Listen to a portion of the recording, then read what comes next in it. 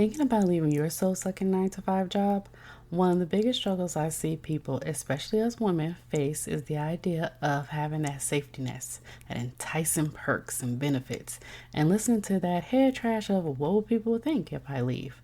I totally get it, and I've been where you are.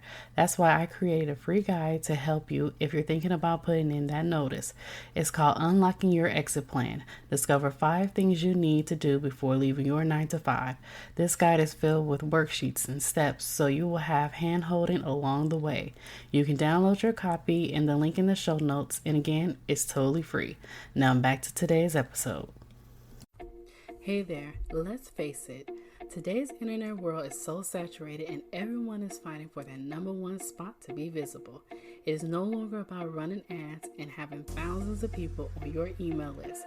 It is about building relationships and networking with others to grow your business and become visible. Hi, my name is Candace. I'm a podcast launch strategist and I help service-based business owners develop and deliver their message to the world by using platforms like podcasting and bringing valuable content to those who need to hear what they have to say. Welcome to the Hello C.S. Dorsey podcast.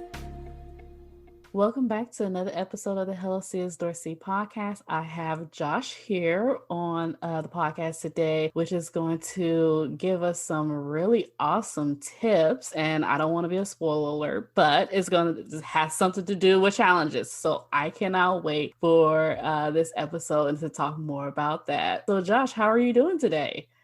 I'm doing pretty good. Thanks for having me, by the way. Awesome. So happy to have you on. So tell everyone who you are and what you do. All right. So I'm Josh or Joschka, however you like to call it. I'm a challenge coach. So I help people, mostly coaches, how to launch profitable challenges. And this is what I do. That's awesome because the challenges is so common, but it's starting to become more common, especially now since everybody is pretty much at home and people are trying to, figure out different unique ways to grow their business. So I'm really happy we're having this conversation. So let's talk about the inspiration behind starting your business, or what was that like for you? I'm in digital marketing for about 10 years. And I used to work in an agency and then in-house in a couple of different companies. And at some point, a couple of years after our first kid was born, my wife was pregnant again and we were expecting twins. And I went and talked to my boss back then, want to take some time off when they're there to spend some time with the family. And I had a pretty high paying leadership role. So I was responsible for a 7-figure e-commerce store. He thought, all right, so let me think about what we can do. And a couple of days later, they called me in and said, well, we thought about it. And here's your notice, you're fired. This was pretty crazy. It was actually the second time it happened to me. So when our first kid was born, I used to do the same mistake already. So I try to be transparent and human and I don't know, help everybody out. And sometimes that backfires. So I was fired for the second time because I had kids and wanted to spend some time with them. And at that point and that moment, I decided, all right, this is it, never again. And I'm honest, it took me a while. Then I started my own agency and somehow it grew from there. So first the agency, never really bothered to growing it a lot, just 2-3 clients who paid me enough to had a good life and spend a lot of time with my family. And then this year in March, something very unexpected happened, and this was Corona. Popped up on this world and wiped out my business overnight. So I had, my clients were mostly in the tourism industry and not the best niche to be in right now. And so all my clients were gone overnight. They all had to close down, at least temporarily. I was standing there again. And then my journey to challenges began. So you probably want to talk about this later, but when you start doing your challenges, what was it in the previous niche that you were in, or was this a brand new niche that you just decided, I'm going to try this and I'm going to do challenges along with it?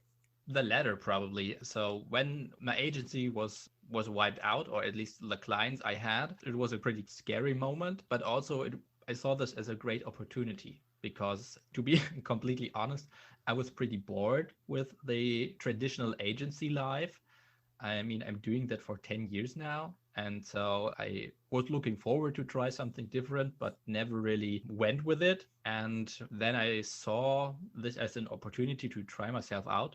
I was fascinated by challenges for a while now as a participant. Never really did one on my own, only as a participant. And then I thought, all right, let's do this. And I quickly threw a challenge together. I had nothing to offer, nothing to sell. I just wanted to try it out. And in 3 weeks, I had 4,500 people signing up, all cold. I had no brand, no audience. I had an email list of 0 people. Nobody knew me. And then 4,500 people are signing up for my challenge. And this completely blew me away. Yeah, this was the defining moment for me. Since then, I'm completely hooked on challenges. Spend all my time there. A lot of money into education about that. Bought all the programs out there about challenges. Bought all the challenges out there who you could pay for. And this is how my journey began. I did my first challenge with nothing to sell, and I made no sale in the first challenge, but I had 4,500 people interested in me and what I do. I did a couple of other challenges, got a couple of one-on-one clients, people reaching out to me and wanting to know how they could run challenges. And yeah, so it all grew from there. This is really good. First, I'm going to ask you, what was the secret sauce to getting people to sign up? Did you run any Facebook ads, or more was it, Yeah. did you go into other groups and kind of like say, hey, I have a challenge going on. What was that? What was the secret behind getting so many people to sign up for it? The secret is definitely paid ads. So Paid ads. I did more or less zero organic marketing in that regard when I just started out. As I told you, I just wanted to try it out. It's not as easy for most people as it was for me because I had a couple of things going on for me. First, I'm running paid ads for 10 years now. This is what I do for a living. I used to run ads for 6, 7, 8-figure companies. So I know what I'm doing. And the second thing is that I had a pretty good timing. So everybody was just going into lockdown. A bunch of people lost their job all over the world. And I probably hit a good theme in that regard. So I had a 30-day launch your business challenge. So I just showed people how to launch an online business, even if they have nothing before. It was all pure value. I was only giving because, again, I had nothing to sell. I got most of the people in through paid ads. And when it then started, I got a lot of late arrivals through referrals because the people just liked what I did. 15% or so of the people came through referrals. Everybody else was through paid ads. So when you did your second, okay, so you said to yourself, "This is it. I can definitely do something. Get some traction or create a business behind it." Did you see the fruits of your labor? In your second challenge, or was it the third challenge? Because you mentioned the first challenge, you didn't have an offer, you didn't sell anything, it was more value. But during your second challenge that you created, or if you created a second challenge, what was that like in terms of profitability? Yeah. So the second one was then a launch a challenge, and I did that a couple of times. The first iteration sucked. Sorry. A lot of added everything in there I could. Again, I had nothing really to sell, so my upsell was more or less, hey, now you have your challenge. Do you want me to run your ad? And I had no real offer page, anything like that. So I not made an official sale in the challenge, but I had a couple of people reaching out to me for one-on-one work, and we then just did a custom offer to them. And so, yeah, it was definitely profitable for me. And the second and third challenge, so then it grew a little bit from there. But again, mostly through exclusively one-on-one work. I think with the third iteration of my Launch Your Challenge, I launched a group coaching program. And then it became more of a traditional challenge offer. This is So, good because oftentimes we like, once I do the challenge, when I set the challenge and everything, I have to have an offer. Okay, so how am I going to sell the offer? How am I going to do this? How am I going to do that? But I love the way you did it because you did this free, full value type of offer, and then it was more of you got clients or you got people more interested on the back end of it, so therefore it grew pretty much your client base, your clientele. And then when you went with the second and third one, it was more of like, okay, I'm going to do a group coaching, or I'm going to do, run Facebook ads. I think that's genius, because sometimes what happens is we think about, okay, what am I going to offer at the end of it? Oh, what am I going to sell to them? Oh, I hate selling, different things like that. I'm telling you, that's the reason why I like shy away from the whole Facebook group, whole pop-up group type of thing, because I'm not a seller. I'm not a person that can sell people on things. I'm more of a value person. I love giving so much value. And then, people tell you, the rules is, okay, well, what are you going to offer? I'm like, nothing. Myself. I'm giving myself away for free. But Yeah. that's the thing that I shy away from. And I love how you did it, because you could create a challenge, but not have really nothing behind it. It's more of Yeah. pure value, and then things will start to come into play. So I Yeah. want, Shall I tell you what? yeah. Actually, this is what I tell almost every client I have, and every person asking me. When you're not a high-level entrepreneur, when you not have a huge audience who really trusts you and throws money at you, whatever you do, I would advise everybody to start their first challenge with the intention of learning, Love and it. don't expect to make any money out of it at all. When you do some when you get some money, awesome, but this should not be the intention. The first challenge you run should be the intention to learn, do market research, get feedback from your clients, learn for yourself how to actually run a challenge, see what works, what doesn't work, get as many testimonials as you can, and then you have the leverage, the tools, and the knowledge to actually make it a good challenge, because the first one will probably not be that good. It's just like that. This is a new thing that you need to learn. It's a skill. Running a challenge is a skill, just like everything. I really like that. Like I said before, that's what stopped us from even starting to do anything, because we're thinking in our minds or in our head, or me, because I'm guilty of it. I'm thinking in my mind, in my head, what am I going to offer? What am I going to sell? But I love the way that you just stated this. Start with the intention of learning, and then go from there. I think that will definitely help a lot of people out there to even to take that first step in getting started, because that stress and that pressure of, oh my goodness, what am I going to sell? What's my offer? And you Mm. constantly hear that all the time. It could be very, very overwhelming, and then nothing gets done. So I think this is really good, that you mentioned that. I thank you so much for saying that, because now that gives me the push to say, okay, yeah, well, let's go ahead and try it. And then, I'll Nice. just learn from it. So thank you so much. You're welcome. This is so Actually, awesome. I want to show you a very quick and easy way how everybody is able to launch a challenge, no matter what state your business in, what state your knowledge is in, doesn't really matter. So if you want to run a challenge, there's a super easy way without any tech tools or budget, anything like that. Because where most people get overwhelmed, and when you don't have a coach like me, if you want to run a high level challenge, reach out, absolutely. But if you don't have the money for that, and if you still think that a challenge could benefit your business, then use this way that I will just lay out for you. So you have a Facebook group, or maybe you don't have one and just start one. So start a Facebook group, create a cover for that Facebook group and for your Facebook profile in Canva. It's a free tool, everybody can use it, and don't have to pay for it.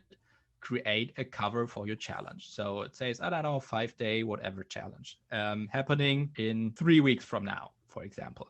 Then all you need is the link to that Facebook group, and you can even hide that in a bit.ly link. It's a URL shortener, and use that as the link to your challenge. You don't have a funnel at all.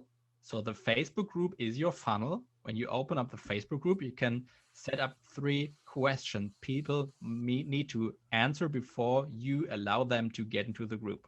And one of those questions is, give me your email address.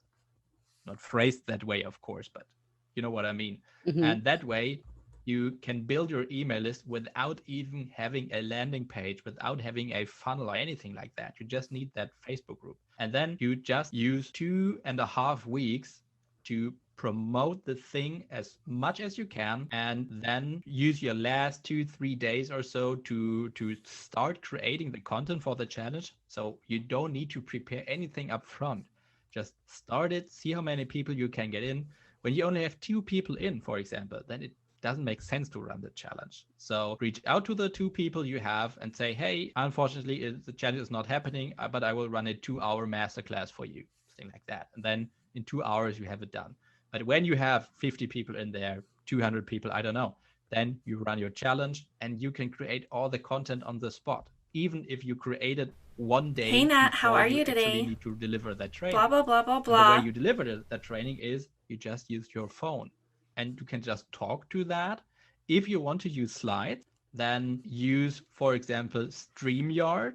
This is a live streaming tool that you can also use for free. And then you have a camera, you can open up a screen share through your StreamYard, and you can add in your mobile phone as a guest to that StreamYard thing. And then you can have your screen share and you can have your camera through the phone. And that way the people can see you, they can see your screen share. You haven't paid anything and you can run your challenge. Wow, so you can do that in StreamYard? I didn't know. Yeah. So it's really, you really need no budget at all. You don't need to know anything about tech. So it's possible really for everybody. That's amazing. I love it. I wrote down everything that you said. I have a whole page full, seriously. This is awesome. Thank you so much. This is really good stuff. Let's talk about a time in your business where you had like a hello moment. Can you tell us what was that like for you? I mean, the biggest hello moment was definitely my first challenge. When I had so many people signing up, it was like crazy. I think I had at times I had a 50% opt-in rate on cold traffic through ads. So every second person who landed on that page opted in. It was crazy. And this was really a huge defining moment for me that really sold me on challenges. The second moment was probably the first person that reached out to me and wanted my help on running that challenge. Where this was the moment where I realized I seem to do it that good that actually people reaching out to me to help them, kind of crazy. And yeah, so those were the 2 moments for me. Maybe this is a good example for everybody listening to this. You don't need to have it figured out when you're starting. Just go with something that you like and run that, get yourself out there, and the people will come to you and let you know what they need. Because this is exactly what was happening to me. I just could have gone back to the agency, just got to find a couple more clients and then restart the agency and just live the life I have lived before that. This was not my plan. That was not my goal. I just tried myself out and seemed to have worked pretty well. But I had no plan when I set out. I just wanted to try it out because I was fascinated by it. That's awesome. Yeah, it's just once you get that fascination, it's like go ahead and take that action step. Go ahead and execute. You could figure it out later. I love it so much. So, is there any last minute advice that you have for our listeners out there? Yeah, I think the most valuable advice is really just go out and put yourself out. Don't hide. Don't shy away from letting the world know that you exist. Don't be afraid of failure or anything like that. So when you're first starting out, nobody knows you anyway. So just get out there and learn, and you will grow from there, and your audience will grow with you and they will go on this journey with you. And maybe you don't make money in the first month, but maybe you will make money in the second month. It will really start to click for you when the people reach out to you and let you know what they want. There's saying, hey, you need to have your target audience figured out first, and then you need to find what their problems are and anything like that. And to be honest, I don't like that approach, because when you're doing it that way, then you probably build your business a lot faster. No doubt about that. But what if you build a business that you hate, that you just don't like doing, that makes you miserable? You may make more money than if you go on a more organic way. But when you go with a second way and build upon what fascinates you.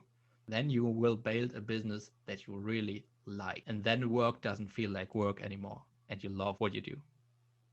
That's awesome. Yeah. Wow, you are really just breaking down and tearing down everything that I would say that the internet or the marketers tell us. And, I really like it because I'm like, yeah, what if you do it that way? And not do it the traditional way, because everybody has their own way of doing things. And sometimes what works for other people just may not work for you, or may not just be your style to do so. So it's best to just, like you said, get yourself out there and then go from there. I love it. So where can everyone find you? A couple of different ways. So I run the Launch Your Challenge podcast. So if you want to learn more how to launch and run the most profitable challenges possible, then check in on there. And if you want to reach out to me because you like what you heard and think that I could help you, then go to createyourchallenge.com. There you have the option to just reach out to me, schedule a call, and then we see if we're a good fit together or not. Awesome. And we're going to definitely include those in the show notes. Well, Josh, I am so happy you came on. I learned so much. You should see my full page full of notes. I'm pretty sure you heard me scribbling in the background. But I really thank you so much for coming on and just dropping these gold nuggets. This has been so valuable for me and us. My listeners out there I'm too. very happy to hear that. Very happy to hear that. Hey, did you like this episode? Don't forget to subscribe and share. And also drop me a line or two. I will love to hear your feedback in the review.